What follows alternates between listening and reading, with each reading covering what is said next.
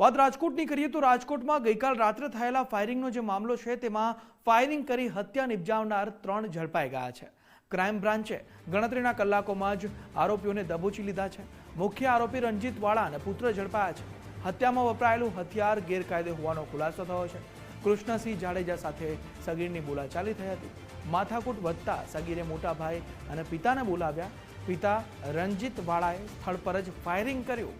આરોપીઓએ ઘટના સ્થળે 4 થી 5 રાઉન્ડ ફાયરિંગ કર્યું। કારમાં ભાગેલા આરોપીઓ સરદાર નજીકથી ઝડપાઈ ગયા છે।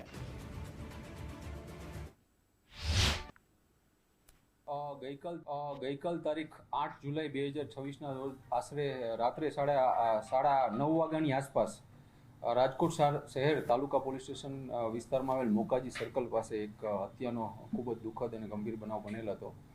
આ ઘટનાની વિગત જોઈએ તો આ ગુનાના આરોપીઓ પોતાના બુલેટમાં પૂરપાટ ઝડપે અને ઘોંઘાટ થાય તેવી રીતે જતા હતા, જે બાબતે તેમને મરણ જનાર કૃષ્ણસિંહ જાડેજા તથા એક સાહેબ રહેન્દ્રસિંહ જાડેજા સાથે એક સામાન્ય જેવી બોલાચાલી થઈ હતી।